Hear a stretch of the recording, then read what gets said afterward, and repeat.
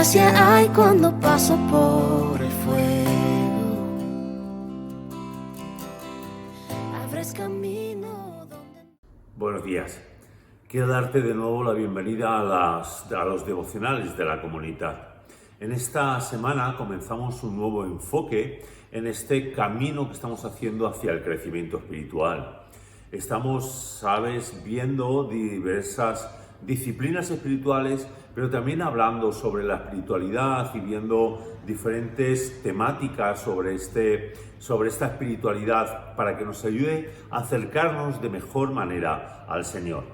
En esta semana vamos a enfocarnos sobre la gracia, algo básico para nosotros como cristianos y también como discípulos de Jesús. Yo te invito a que tú puedas ver este vídeo, pero que sobre todo puedas leer el texto que lo acompañamos, lo encuentras en nuestra página web, y también el texto bíblico que te recomendamos en él. Fíjate, en este día estamos queriendo que tú puedas leer en Lucas capítulo 15, versículos del 11 al 32, y también te recomendamos que leas Efesios capítulo 2, versículos del 1 al 10. En este texto de Lucas podrás encontrar uno de los relatos seguramente más entrañables de la palabra y que mejor reflejan lo que podemos hablar sobre la gracia de Dios, sobre la gracia. En este texto encontramos la historia que hemos llamado muchas veces la del hijo pródigo. Yo realmente creo que el mejor título que podríamos darle a este texto es el de Padre amante o la gracia del Padre. Y queremos enfocarnos tanto hoy como mañana en este texto para usar, y para ver y hablar muy especialmente de ese padre amante, pero enfocarlo en los dos elementos o los dos hijos que él enfocó su gracia. Hoy queríamos hablar sobre el hijo menor. Sabemos que este texto nos habla de que ese hijo menor le pidió al padre que le diera su parte de la herencia.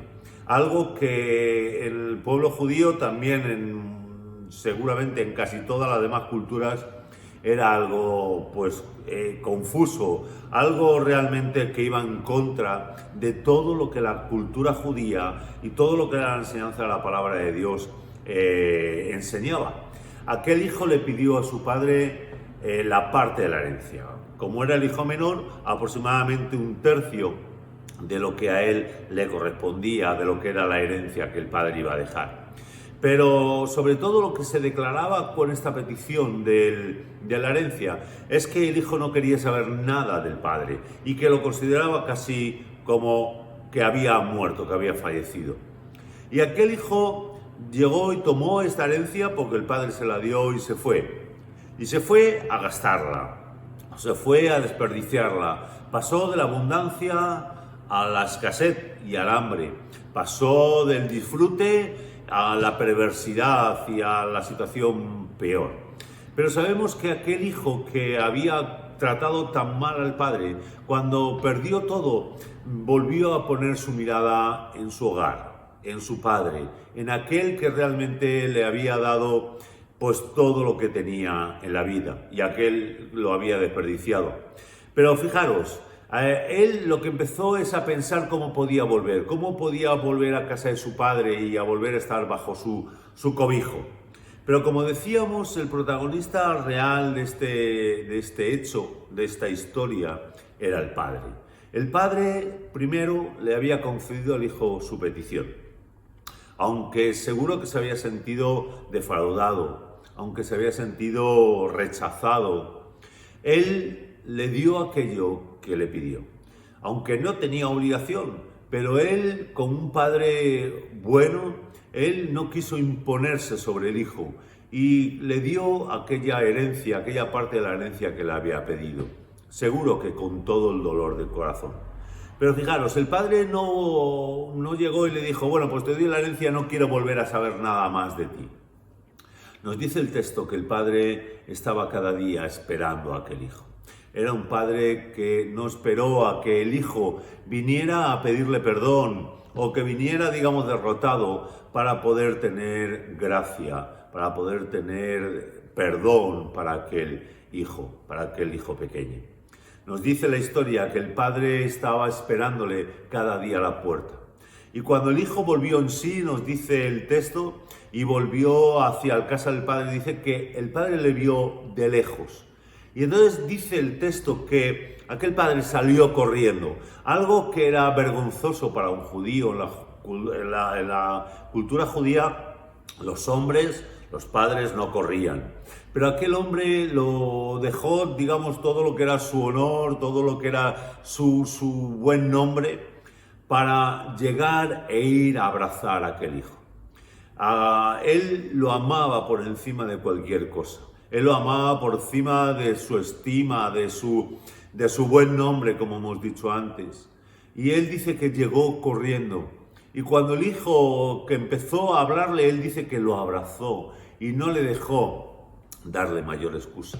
No solamente le abrazó, sino que su amor por él le hizo llevar a vestirle de nuevo, a darle el honor que tenía como hijo. Le puso aquel anillo que significaba la dignidad, le puso calzado porque no era un esclavo, sino era su hijo. Aquel padre representa la gracia de Dios. ¿Cuántas veces tú y yo hemos sido como ese hijo, que hemos olvidado a nuestro padre, que lo hemos despreciado y le hemos desechado? Fijaros, Neuen, en un texto precioso, que él dice que dejo el hogar cada vez que pierdo la fe en la voz que me llama hijo amado, y hago caso de lo que las voces que me ofrecen una inmensa variedad de formas para ganar el amor de tanto deseo. A estas voces me impulsan al país lejano.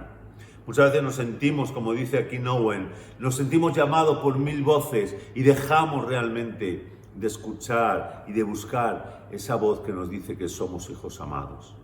Ese Padre bueno, ese Padre amoroso, ese Padre lleno de gracia en nuestro Dios. A cada uno de nosotros nos ofrece que volvamos.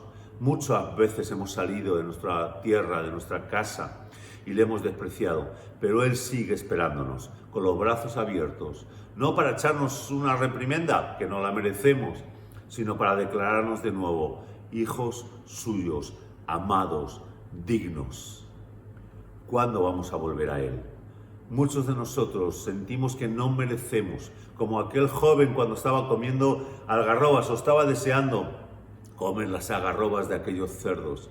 Decimos, no tenemos derecho a pedir nada, y es verdad, pero Dios nunca dijo que fuera por nuestro derecho.